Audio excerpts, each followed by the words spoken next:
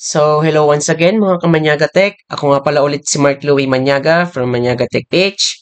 For today's video, ituturo ko sa inyo ang pag-check ng health storages natin. Of course, before nga naman tayo magpalit ng storage natin between the hard disk drive and solid state drive. Kasi itong most common na nangyayari dito pagka mabagal na ang pag-boot natin, hindi na mabasa yung operating system, pero may important files doon na halos corrupted na yung ating system drive. And other things na meron pa, even though the damages. Okay, so ang gagawin natin, meron akong mga applications about sa utilities na ginagamit ko na madalas. So meron akong hawak na Crestodis Info, Crestodis Smart, and of course, meron akong Western Digital Dashboard, which is kung ano yung specific storage ng laptop na hawak ko alongside dito sa SOS Par 7, and meron din akong Hard Disk Sentinel. Ilalagay ko na lang sa description box. Maaari nyo din siya i-download. And also, pwede nyo i-download ang Acronis to Image for Western Digital. Na makikita doon, which is alongside din ito na pwede sa cloning, kukloud kayo ng storage, then ililipat nyo sa kabila para hindi na kailangan mag-fresh install ng operating system. Of course, meron din to sa Kingston and Crucial at marami pang iba na related sa storages na merong Acronis to Image itself. Once na-activate yon at na-detect ang inyong storages, mas maganda siyang gamitin for 5 years. Unlike kasi sa Acronis na latest version, magbabayad talaga kayo. But I think okay na yung Acronis True Image na alongside sa storage nyo. May free activation pa kayo. Okay, so punta tayo dito sa Crestodis Info. Okay, then check natin yung storages. Now, itong storage na to, hawak ko, which is Western Digital. Western Digital block ito, which is the Gen 4 SSD. Meron akong 512 gigs. Of course, ito yun, 512. And ang health status ko is good pa siya so far. Okay, then punta tayo sa Crestodis Smart. Now, ito yung Crestodis Smart natin. Kung gusto niyo siyang i-run as the benchmark test, pwede. But make sure naka-enable kayo sa NVMe SSD format. So, before nagawa ko na to, kaya ipapakita ko yung demonstration sa inyo. So, hindi ko na siya i-run uli dahil I don't want to toast my SSD. So, ayoko ma-overheat na naman to. Gaya nung nangyari nung last time sa mga ibang mga nagawa ko. So, hindi ko kailangang i-run yung benchmark test ng Crestodis Smart habang nakasubaybay ako dito sa pagre-record ng video and of course sa ating pag-monitoring kasi para hindi mag-overheat at hindi mag-interrupt ang ating paggagawa ng video. So, pwedeng i-run nyo siya kung gusto nyo, but I think much better kung later. Yung mga hindi naka-record ng video, makikita na nyo na lang parang gagawin kong demonstrations na lang. Ayan, pipindutin nyo lang yung all, then lalabas doon, binabasa niya with a couple of few minutes, then okay na. So, papakita ko one by one. Now, ito yung itsura ng storages ko, which is ito. Now, totally tumaas yung temperature while it's running the Crestodis Smart kasi nga nag-run tayo ng test. Ito siya. Pagdating naman dito sa temperature, ang concern ng karamihan is hindi ba siya mag-overheat ng sobra? Ang sagot, hindi naman agad-agad. Kasi as long as meron siyang tinatawag na thermal pads na ka-attach doon sa capacitor, hindi agad ma-affected yung temperature na magtaas sa 70 degrees above, which is mas bumabagal siya as long as meron siya nun. So, meron din akong thermal pads, I know already, kasi ganun ang nakikita ko sa most likely sa mga laptops nila. And of course, ay much safer. So, para hindi kayo mag-alala, pwede kayong kumuha ng laptop cooling pad or the laptop cooler Then, hindi lang yung processor and graphics na nagkocontrol sa overheat, hindi lang yun ang suporta. Of course, the SSD as well para ma-balance natin yung temperature. Then, ito yung result. Okay naman siya so far. Maganda yung takbo ng temperatures natin. And of course, yung running ng transfer speed between the read and write speed. Kaya thousands talaga ang makukuha. As long as dito, NVMe SSD. Pag default kasi, siguro ito yung mga SATA SSDs. Sa next video, ituturo ko sa inyo about sa storage na i-recommend ko sa inyo based doon sa capacity at kung anong purpose niya. So, ito, okay naman siya for now. Then, totally, sa uli bumababa ang temperature after the speed test ng read and write speeds. Kaya, bumababa siya ulit sa 38 degrees. So, be mindful sa temperature. Huwag na huwag kayo magra-run ng games or whatsoever kasi temperature. Tapos, nag-speed test kayo ng benchmarks ng inyong SSD, the Crystal Smart. Yon ang delikado kung wala kayong laptop cooler. So, nag-speed test ako before. Kaya, kahit mag-record ako ng video, kaya kung makikita ninyo, hindi agad mag-overheat instantly. Ayan, nawala. Okay, sige, okay na. Balik tayo dito. Yan, habang hinihintay natin, ito siya na. So, kahit mag-record ako ng video, ito, da-demonstrate ko na ulit. Pero sige, as long as meron akong laptop cooler ngayon, na nakatouch dun sa ilalim ng laptop ko, hindi agad siya magtataas ng 70 degrees as overheat. So, normally, umiingay yung fans ko sa fan modes pa lang. Yan, okay na. Naset ko na siya dun sa performance mode kasi nag-run ako ng benchmark test. Yan, okay naman. So, habang iniintay natin to, punta tayo dun sa Hardest Sentinel.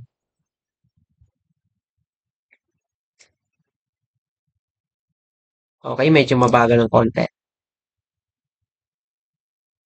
So, nandito tayo sa lifetime lights ng ating Hardest Sentinel. Makikita nyo dito ang power on time, 46 days and 4 hours.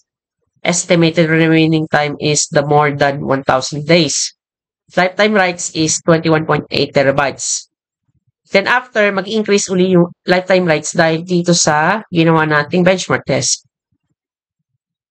Okay, pagdating dito, ito yung unregistered version, pero pwede kayo mag-avail kung gusto ninyo. Marami kasi dito ang naka-lock ang version gaya ng example dito sa this part nito. Sa this tab, I mean. Acoustic management configuration, advanced power management, and free fall control. Also, the online warranty check. So, unless pa nag-avail kayo, pwede kayo bumili. Kaya, ito. Para ma-check natin, ito ang unregistered version. So, please register. Na-click ko na siya. And ito yung store nila. Now, kung anong software ang na-install nyo, babase kayo dito. Professional mode. So, dito sa professional version, doon ako pupunta. $33 pagka na-convert sa peso, halos 1,800. Then, pwede kayong mag-discount coupon. Ilalagay ko na lang sa description box. Ilalagay ko ay upgrade 5. Yan. Dating 1,800 naging 1,400, 1,482. Then, meron kayong choices ng payments na gagamitin. Akin kasi PayPal. Nandun yung debit card ko na nakatouch yung GCash and Maya ko. Yung Maya card na meron ako. For now. So, hindi ko muna ipoproceed sa payment. Sa next video na lang, magpa-product review din ako very soon. Kaya dito ako babase about those features na meron sa hawak ko right in the middle of my computers. Kaya kung makikita nyo, ayun siya. Okay. So, ito yung temperature. So, totally mataas na siya. Kaya once natapos ang benchmark test, bababa ang temperature. So, no worries dito. As long as meron kayong thermal pads doon sa nakatouch doon sa SSD capacitors para hindi mag-cause ng overheat and corruption. Kaya kung makikita nyo, ito yung temperature. So, be mindful ulit sa temperatures na to. Hanggat maaari, babantayan nyo yan. Huwag kayo mag-multitask doon sa paglalaro ng games, mas lalo na. Maximum temperature during the entire lifespan. So, makikita dito. Ito yon, ang taas, oh.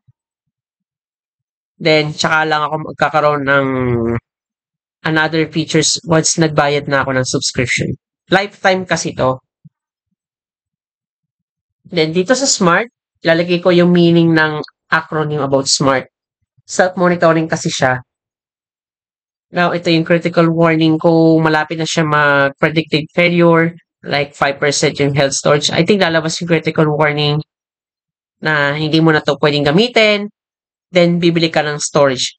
Meski sa cloning, delikado rin to pagka yung health storage mababa. Baka makopya din yung health storage as well. Sayang din ang pera. Maray kasing, yung iba, may nagsasabi ng ganun eh. Baka pati yung bad sectors makopya. I'm not so sure kung totoo, pero hindi ko pa natatry mag-clone. But very soon, magtatry ako. Composite temperature, ang daming may makikita dito sa smart. Then, power cycles in totally unsafe shutdowns. Ang unsafe shutdowns, guys, is yung sabihin natin, bawa na stuck ka dun sa Windows Update, tapos hindi umandar, hindi mo pinatapos, tapos nag-shutdown ka naman, hindi mo chinek yung Windows Update sa settings. Then, ang ginagawa, kino-hold yung power button to 5 seconds, then unsafe shutdowns yon. Kaya nagkakos yun ng corrupted na system files ng Windows operating system, kaya minsan reformat talaga ang katapat. Kaya wag na wag yung gagawin yun. At mabilis din bumawas sa lifespan ng SSD. Mabilis siyang bumawas. Inulit ko. Kaya iwas-iwasan nyo mag-unsafe shutdowns ng naka-hold yung power button to 5 seconds. Unless sira na to. Then ito yung lahat ng information. Okay naman siya so far. Let's see, balikan natin si Cristo Desmart. So okay na si Cristo Desmart. So, close na natin to. Okay. Pwede kong i-save ulit as well. Save text image. Yan.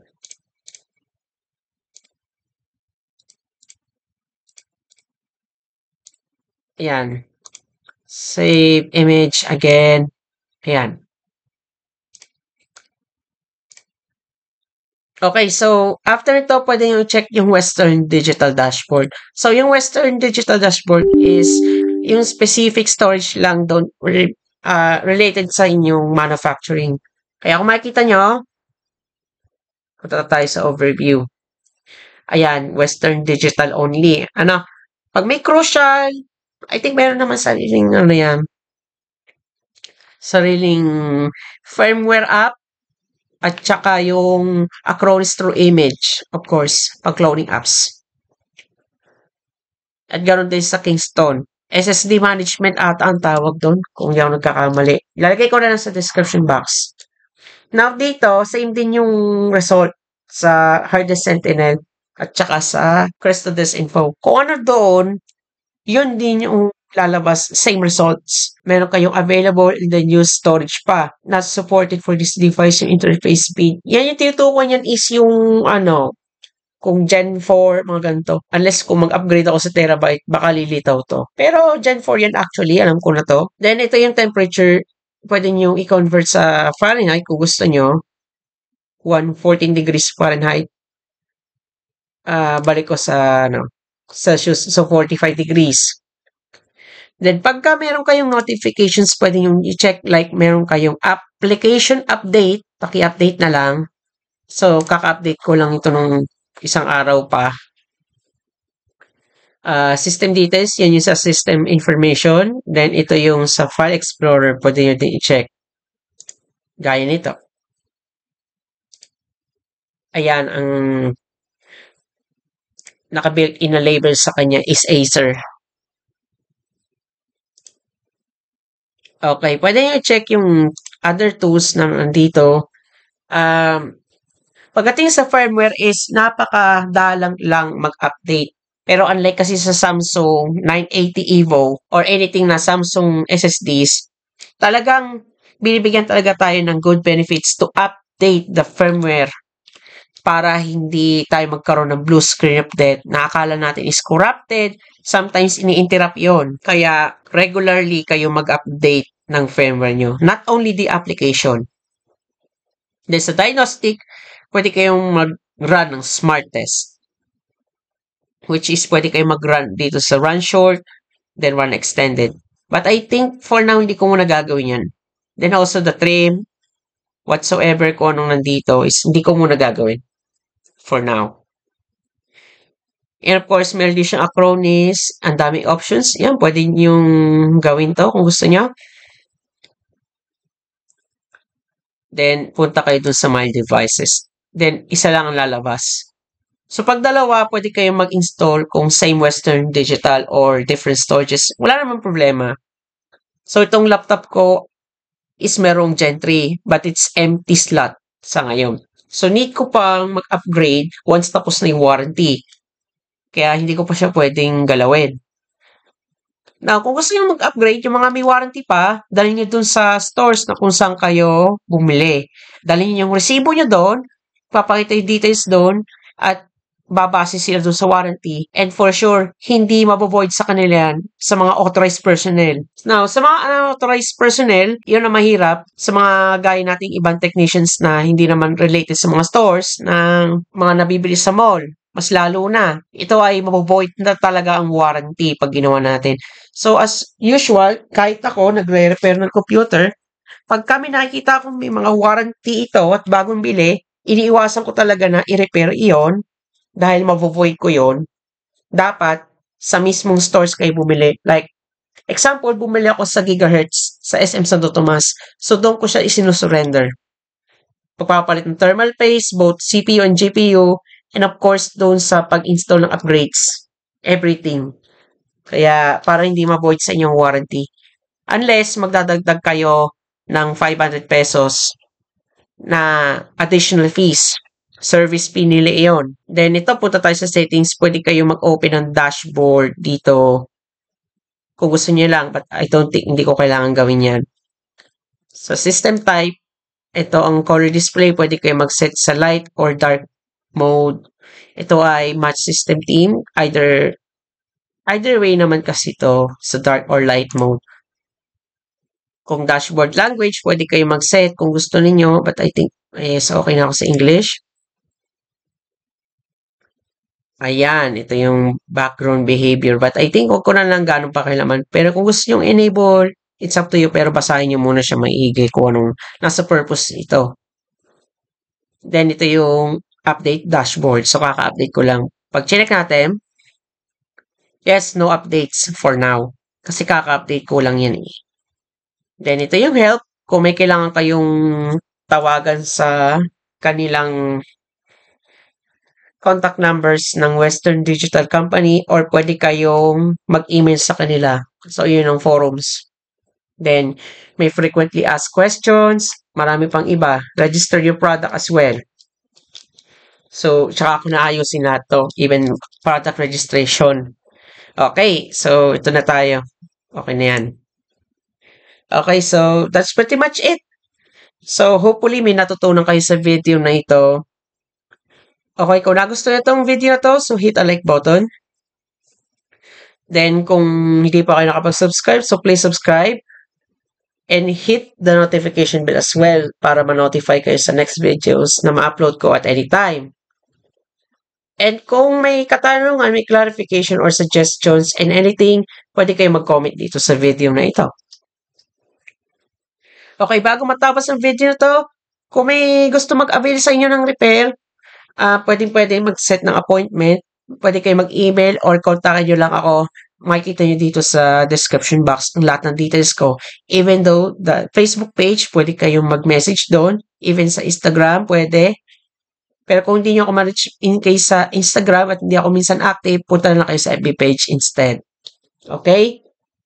And then, of course, meron din akong next video na gagawin, which is yung recommendation ng capacity ng ating storage between the HDDs and SSD and its kind of purpose. So gagawin ko yun sa next video. Alright? So, eto na. See you on next video. Goodbye for now.